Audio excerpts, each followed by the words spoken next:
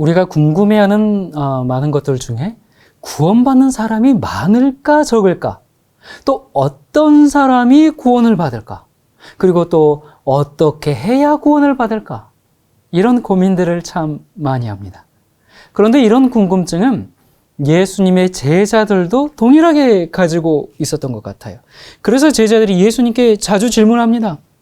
마태복음 19장 25절에 제자들이 듣고 심히 놀라 가로되 그런즉 누가 구원을 얻을 수 있으리까? 선생님, 누가 구원을 얻을 수 있을까요? 그 질문이죠. 또 누가복음 13장 23절에 혹이 여짜오되 주여 구원을 얻는 자가 적으니까? 예수님, 구원받는 사람이 적습니까? 많습니까? 이렇게 물었어요.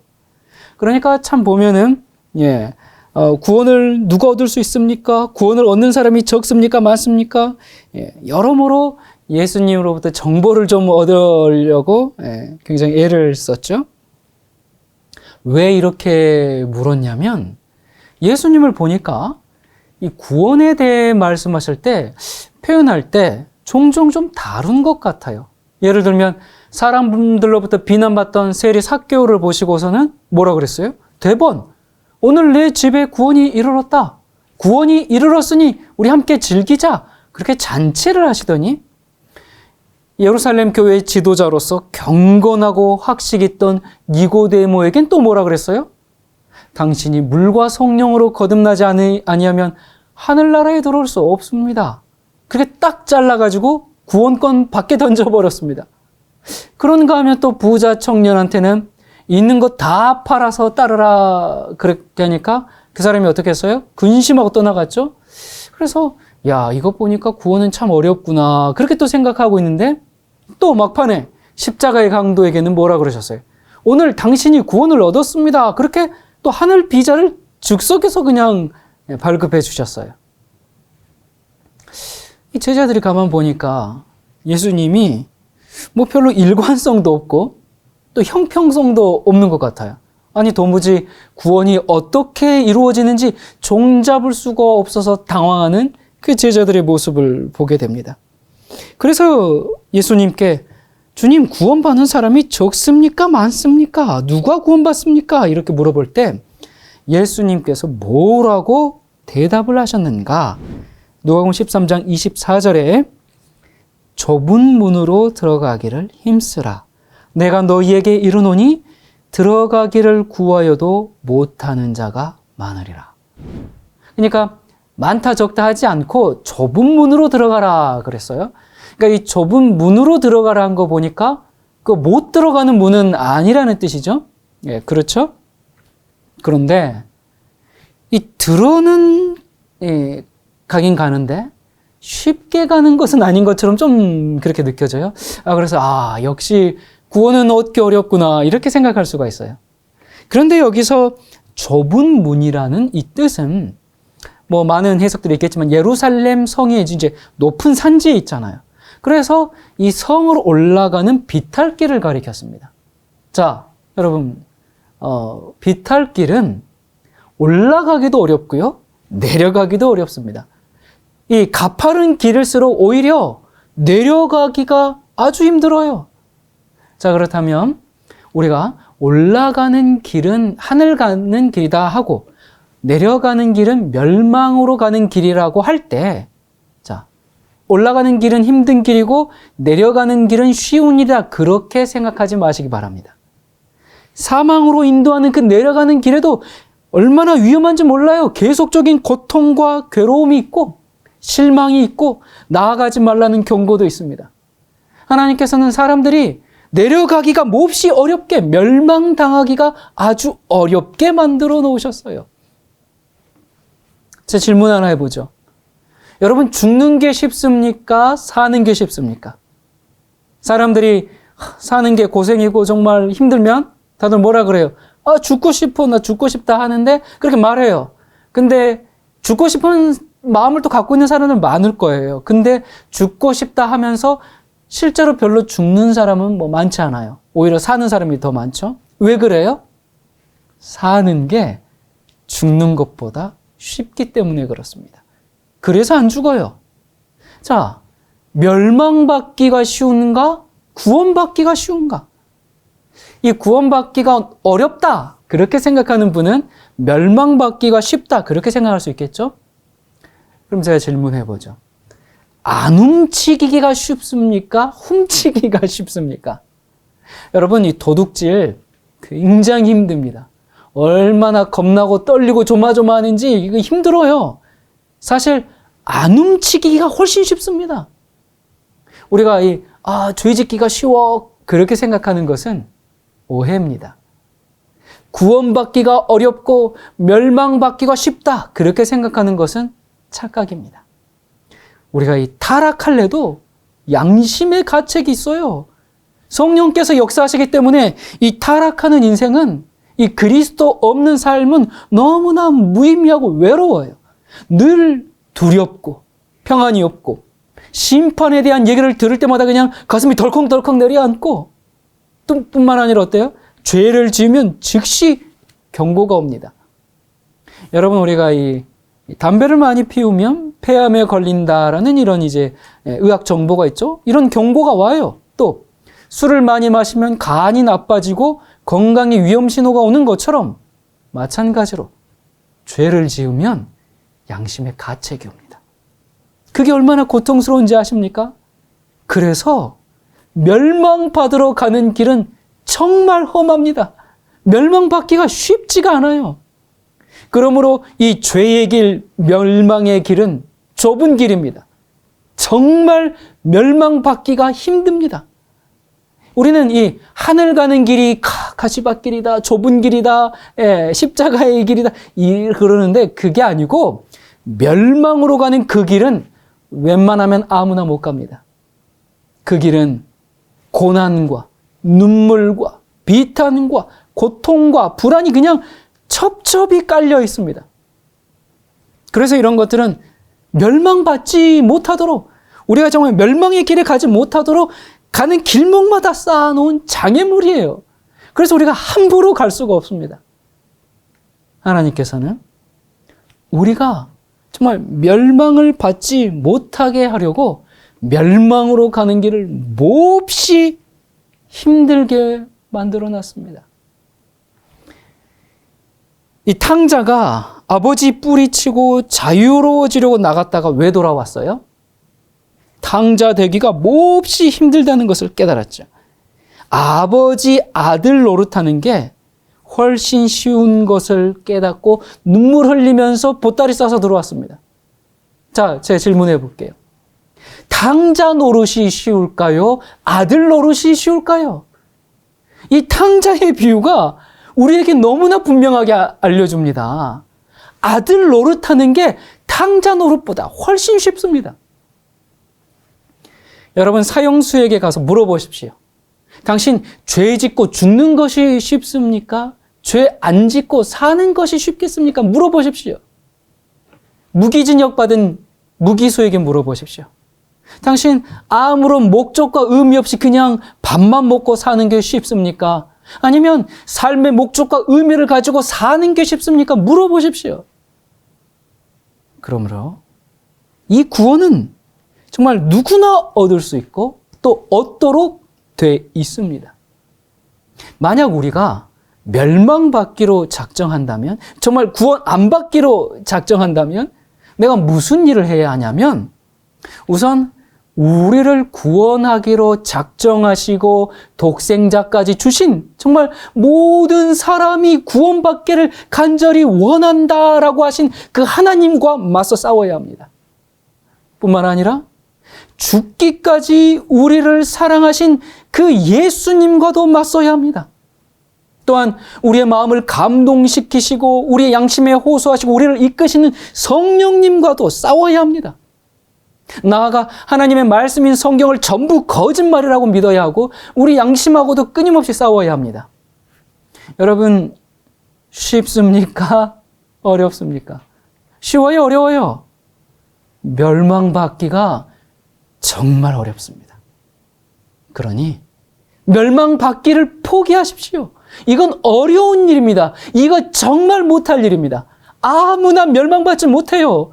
멸망받기를 포기하세요. 그럼 이제 길은 뭐밖에 없어요? 구원을 받는 길밖에는 다른 길이 없습니다. 예수님께서 당신의 설교를 듣고 있는 사람에게 이렇게 말씀하십니다. 마태복음 13장 17절에 내가 진실로 너희에게 이르노니 많은 선지자와 의인이 너희 보는 것들을 보고자 하여도 보지 못하였고 너희 듣는 것들을 듣고자 하여도 듣지 못하였느니라. 자, 그런데 무슨 말이에요? 너희는 지금 보고 있다. 근데 너희는 듣고 있다. 근데 답답한 것은 그것을 보고 듣고 있으면서 그걸 깨닫지 못하고 있구나. 자, 그러면 그토록 수천 년 동안 선지자와 의인들이 보고 싶어 했고 듣고 싶어 했던 그게 뭡니까? 당시 청중들이 듣고 보고 있던 것이 뭐죠? 베드로전서 1장 8절부터입니다. 예수를 너희가 보지 못하였으나 사랑하는도다. 이제도 보지 못하나 믿고 말할 수 없는 영광스러운 즐거움으로 기뻐하니 믿음의 결국 곧 영혼의 구원을 받음이라. 이 구원에 대하여는 너희에게 임할 은혜를 예언하던 선지자들이 연구하고 부지런히 살펴서 자기 속에 계신 그리스도의 영이 그 받으실 고난과 후에 얻으실 영광을 미리 증거하여 어느 시 어떠한 때를 지시하는지 상고하니라. 예적부터 선지자들이 많은 사람들이 그렇게 보고 싶어하고 듣고 싶어하는 것이 다른 것이 아니라 예수 그리스도로 말미암아 이루어지는 구원이었습니다. 구원은 교리가 아닙니다. 선행으로 얻는 것도 아니죠. 교리 문답을 그냥 외워서 되는 것도 아니에요. 어떤 커트라인을 이렇게 턱걸이로 통과하는 것도 아닙니다. 구원은 볼 수 있고 들을 수 있고 만질 수 있는 것입니다.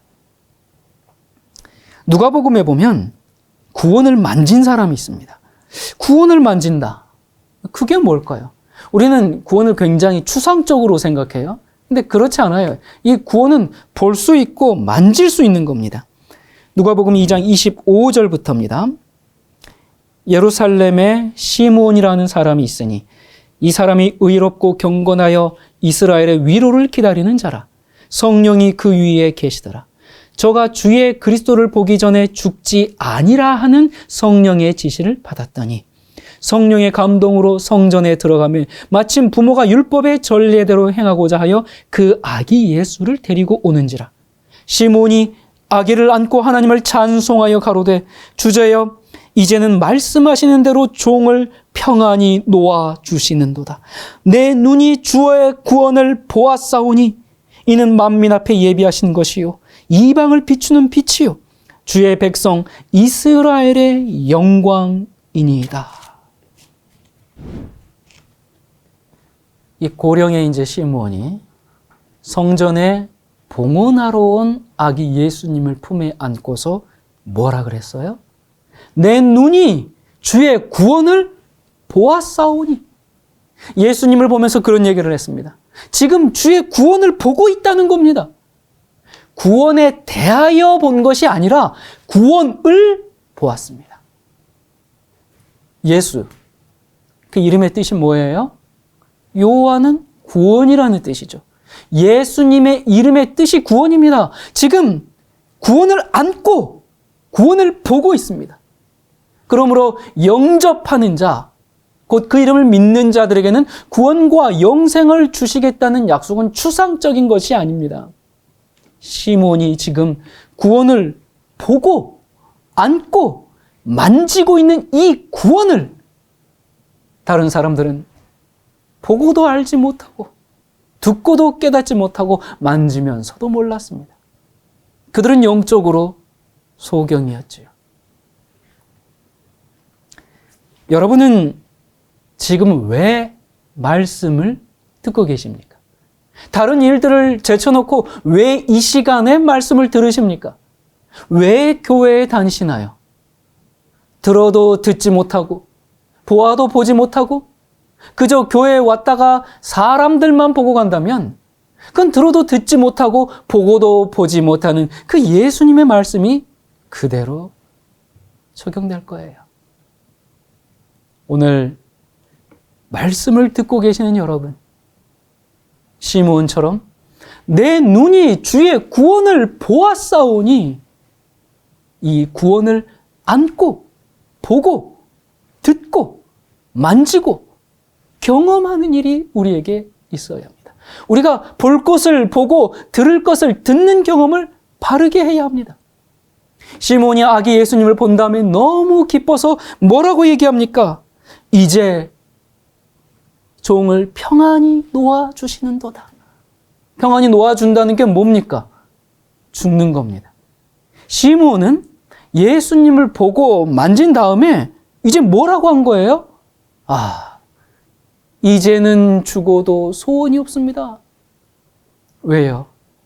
구원을 봤으니 죽어도 되겠다는 얘기입니다. 구원이 확증되었으니 이제는 죽어도 되겠다는 겁니다. 마음 놓고 편히 죽을 수 있게 됐다는 겁니다. 여러분도 이제 마음 놓고 편히 죽을 수 있게 되었습니까? 우리도 이렇게 말할 수 있으면 얼마나 좋을까요? 시몬처럼 고백할 수 있다면. 사실 구원을 확증한 사람은 죽어도 됩니다. 마음 놓고 기쁨으로 죽을 수가 있습니다. 우리도 이렇게 구원을 보아야 하는데 문제가 있어요. 그때는 예수님이 계셔서 구원을 만지고 듣고 볼 수 있었는데 지금은 우리가 예수님을 만지지도 않을 수도 볼 수도 없어요. 그러니까 우리하고 그때 그 사람들하고 어떻게 같다고 할 수 있을까? 예. 그런 질문들을 하겠죠? 그렇지 않습니까?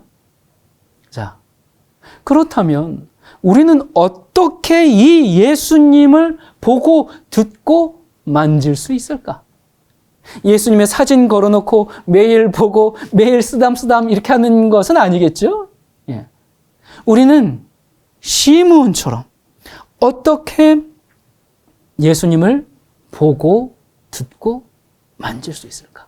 그리고 어떻게 내 눈이 주의 구원을 보았사오니라고 간증할 수 있을까요? 예수님이 꿈과 환상 중에 나타나셔야 할까요? 주님 나타나 주십시오, 보여주십시오. 예, 그래야 되는 걸까요? 우리가 어떻게 예수님을 보고 듣고 만지고 안을 수 있을까? 그래서 내 눈이 주의 구원을 보았사오니라고 말할 수 있을까요? 여러분, 예수님이 이 땅에 어떻게 태어났죠? 어떻게 태어나셨어요? 성령의 역사하심이 이 마리아라는 평범한 여인의 태를 통해서 말씀이 육신이 되어 나타난 분이 예수 그리스도죠. 자, 똑같은 공식으로 성령의 감동하심이 사람들에게 역사에서 쓰인 책이 뭡니까? 그게 성경입니다. 그래서 예수님이 태어난 공식과 말씀이 만들어진 공식이 똑같아요. 성령의 감동을 받은 마리아가 예수님의 탄생을 기적적으로 경험했듯이 성령의 감동함을 받은 사람들이 말씀이 육신이 되신 성경을 쓴 겁니다. 그러므로 이 말씀이 육신이 되신 예수님은 우리가 지금 어디에서 만져지고 발견됩니까? 성경에서 발견됩니다. 이건 성경의 가장 분명한 진리죠. 그래서 예수님이 부활하신 후에 제일 먼저 뭘 했나요?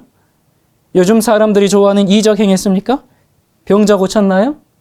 예수님이 부활하신 다음에 제일 먼저 하신 일이 뭐예요? 이 엠마오의 제자들이 낙심해서 고향으로 내려가고 있었어요. 그때 한 분이 옆에 섰죠. 그분이 누굽니까? 부활하신 예수님이 동행했어요. 근데 누군지 알아보지를 못했죠? 묻습니다. 당신들 왜 이렇게 슬프게 어디를 가시오? 우린 지금 예루살렘에서 내려오는 길인데 우리 마음에 정말 슬픔과 낙심이 가득 찼습니다. 왜 그러시오? 아니, 당신은 예루살렘에서 내려오면서 그것도 모르오? 우리가 메시아라고 믿고 바라온 그 예수님이 지난 주말에 십자가에 달려 처형됐어. 우리는 그가 메시아인 줄 알았어. 그때 예수님께서 뭐라 그러셨어요? 얘들아, 날 봐! 내가 부활한 예수야! 그렇게 말씀하지 않았어요. 그렇게 해주면 좋을 텐데 대신 뭘 하셨어요? 누가복음 24장 25절부터 가라사대 미련하고 선지자들의 말한 모든 것을, 자, 선지자들의 말한 모든 게 뭐예요? 성경이죠. 그것을 마음에 더디 믿는 자들이요, 그리스도가 이런 고난을 받고 자기의 영광에 들어가야 할 것이 아니냐 하시고, 이에 모세와 및 모든 선지자의 글로 시작하여 모든 성경에 쓴 바 자기에 관한 것을 자세히 설명하시니라. 성경을 가르쳐서 자기를 드러내셨습니다. 그래서 그들이 성경을 깨닫자 그들의 눈이 밝아져서 어떻게 됐습니까? 그제서야 예수님인 줄 알아본 겁니다. 뭘 통해서요? 성경을 통해서. 이 성령의 역사로. 24장 32절에 저희가 서로 말하되 길에서 우리에게 말씀하시고 우리에게 성경을 풀어주실 때에 우리 속에서 마음이 뜨겁지 아니하더냐. 그들의 마음속에 누가 태어났어요? 말씀이 육신이 되신 예수님께서 성경을 통해서 그들의 마음에 태어나시고 그들의 마음은 구원으로 뜨거워지게 된 겁니다. 예수님이 그들의 마음에 탄생하게 된 겁니다. 예수님이 그들의 마음에 태어났어요. 무엇을 통해 예수님이 그들의 마음에 태어나셨어요? 성경 말씀을 통해서. 성경 말씀을 통해 구원이 그들의 마음에 탄생했습니다. 여러분, 우리 마음에도 예수님이 이렇게 탄생하셔야겠습니다. 구원이 터져나와야겠습니다. 믿지 않는 사람들이 이런 얘기 자주 하죠. 내가 예수님을 한번 보면 믿겠습니다. 그러면 교회 가겠습니다. 그 참 좋은 제안 같아요.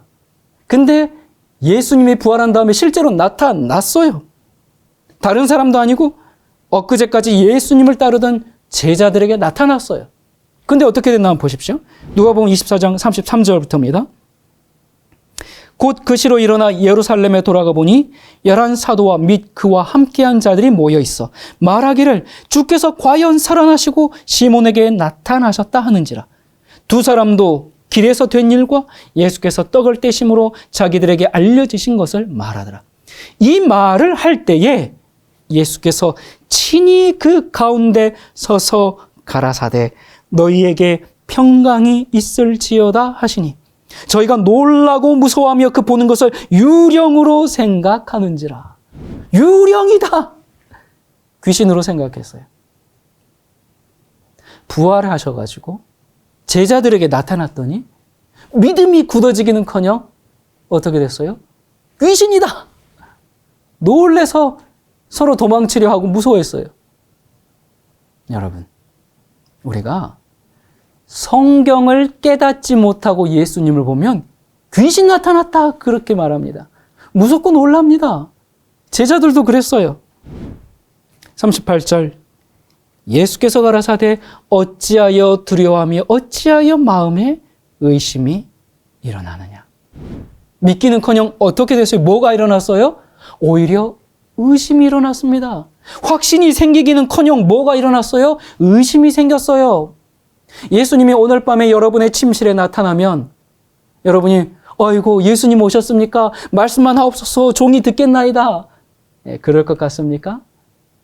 지금 나타나도 똑같은 인간의 반응이 생깁니다. 와! 귀신이다! 그래서 예수님이 그렇게 안 하고 어떻게 했습니까? 누가복음 24장 44절부터요. 또 이르시되 내가 너희와 함께 있을 때에 너희에게 말한 바 곧 모세의 율법과 선지자의 글과 시편에 나를 가리켜 기록된 모든 것이 이루어져야 하리라 한 말이 이것이라 하시고 이에 저희 마음을 열어 성경을 깨닫게 하시고. 여기 참 놀라운 말씀이 있습니다.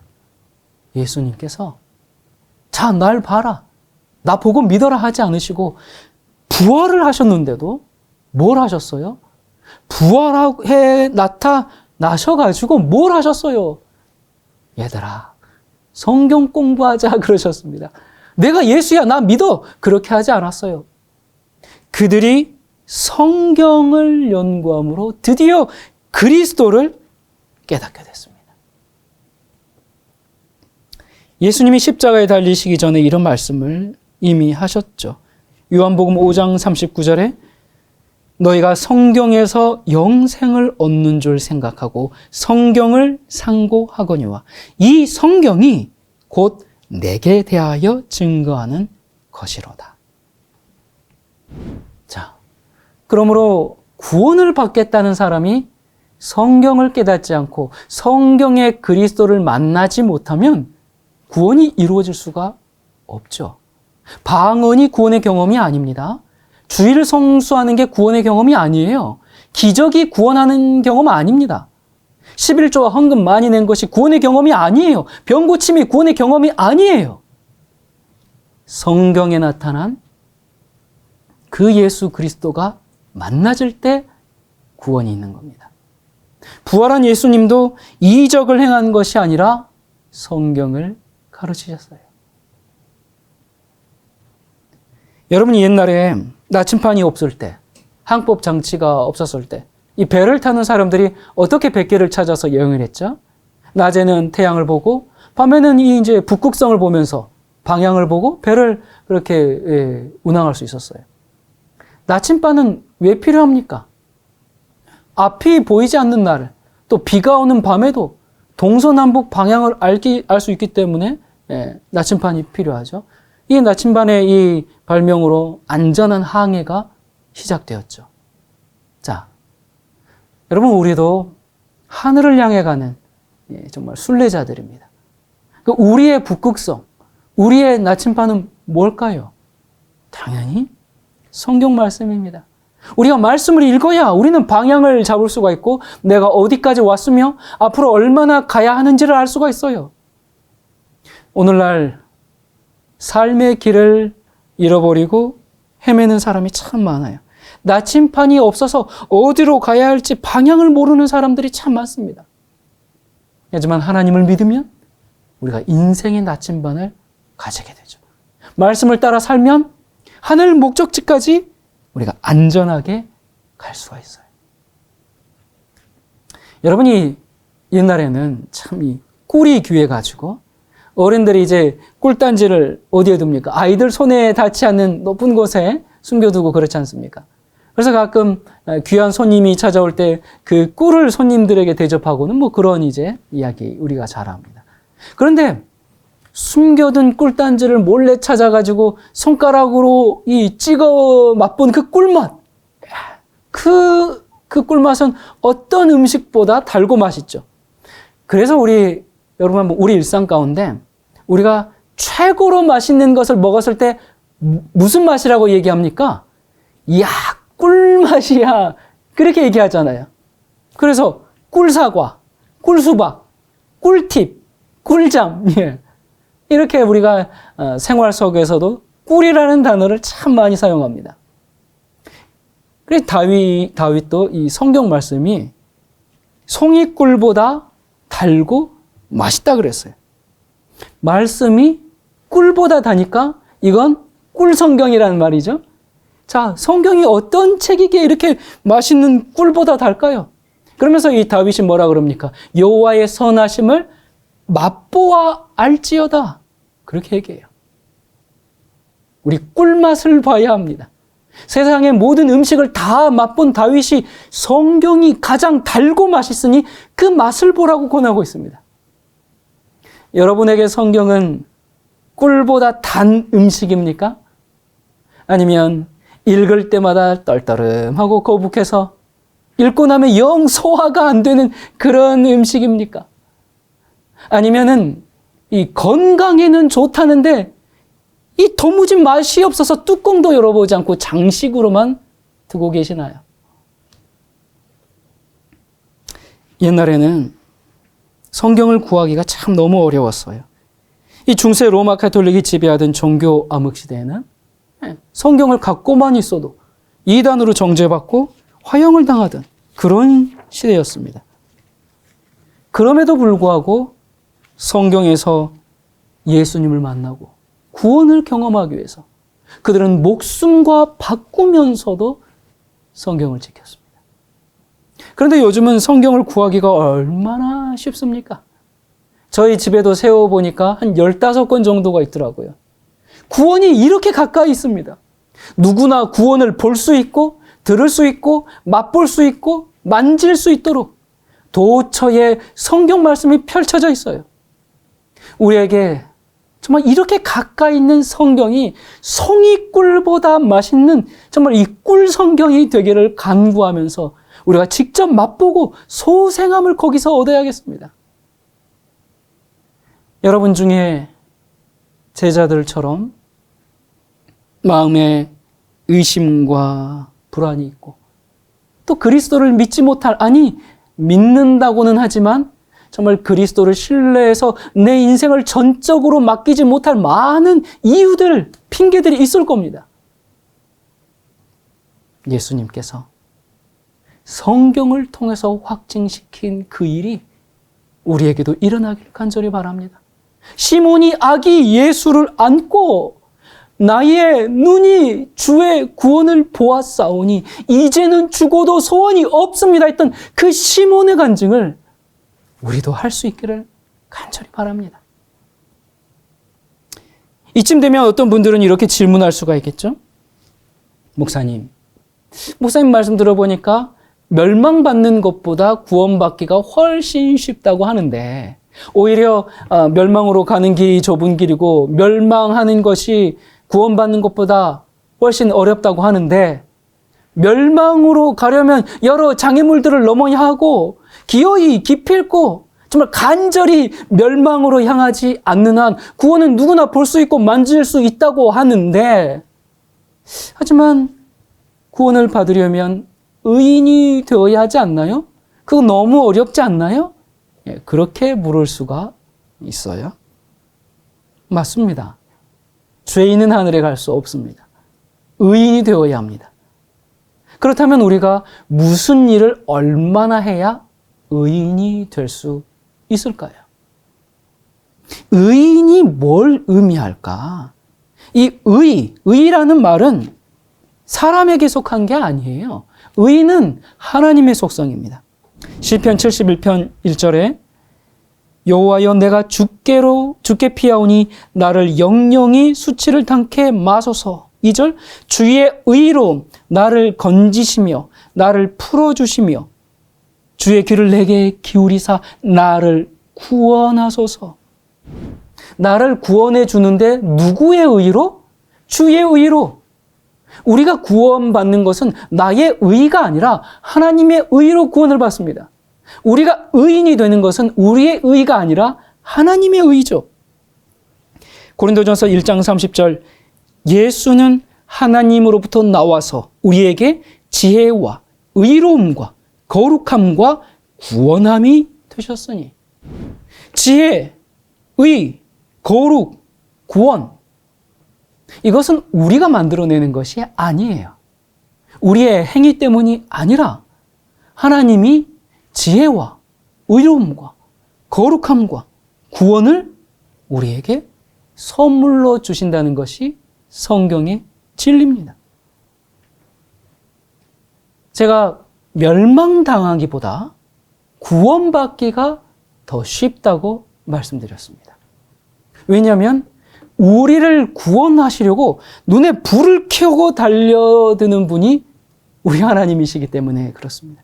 우리를 멸망시키려고 흠을 찾는 분이 아니라 어떻게든 구원하시려고 애쓰시는 분이 우리 주님이십니다.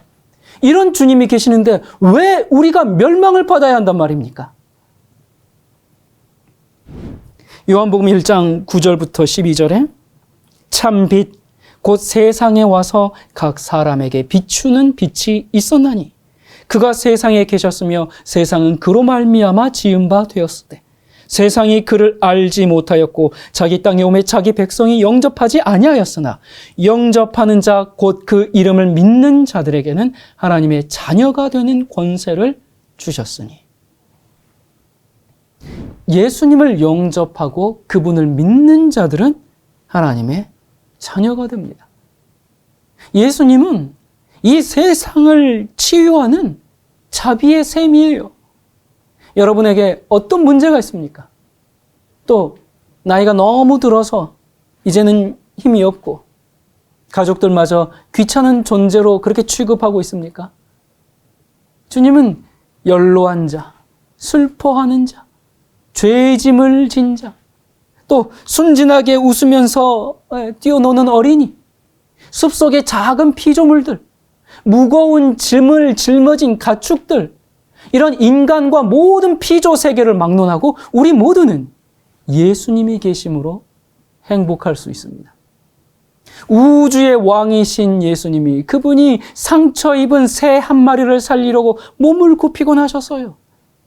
예수님의 눈길을 끌지 못할 무가치한 것은 하나도 없어요.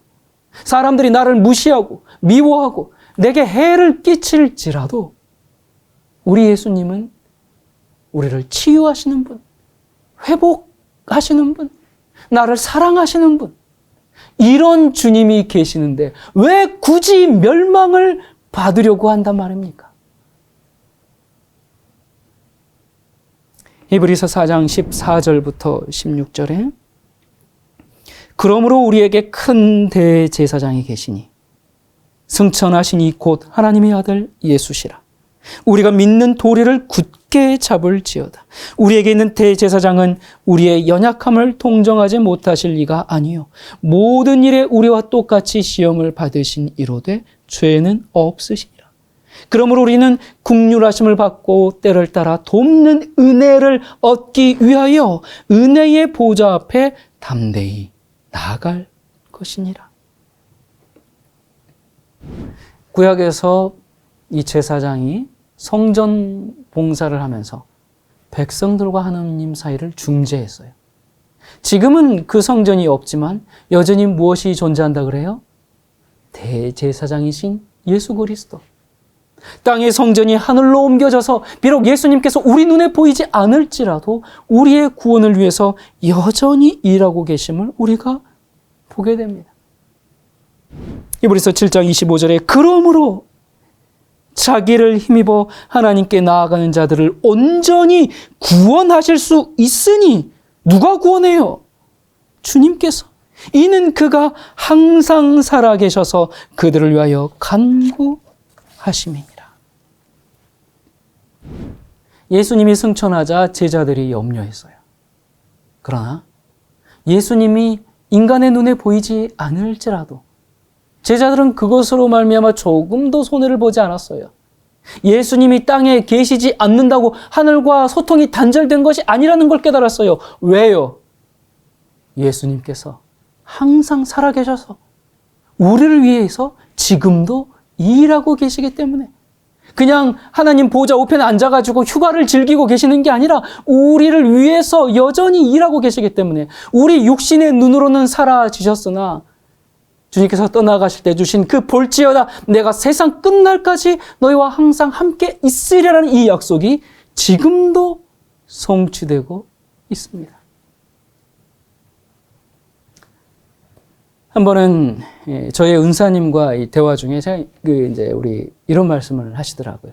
이제 연세도 어느 정도 들어가고 하는데 주변에 친구들이 핸드폰에 손주 사진 놓고 다니는 것을 보면서 아니 뭐 저렇게 유별나게 저렇게 하나 그렇게 이제 생각을 했는데 본인이 손주가 생기고 할아버지가 되다 보니까 아니 어느 날 자기도 모르게 자기 핸드폰 보니까 손주 사진이 있더라는 거예요. 예. 여러분 믿기 어려우시겠지만 저도 할아버지가 됐습니다. 제 조카가 이제 결혼해서 아이를 낳아서 이제 한 서너 살 된 그 아이가 저를 삼촌 할아버지 그렇게 부릅니다. 저를 할아버지라고 부르는 아이가 있습니다. 우리 할머니 할아버지 부모가 자식 사랑하는 마음과 할머니 할아버지가 손주 사랑하는 마음이 다르죠. 그 왜 그래요?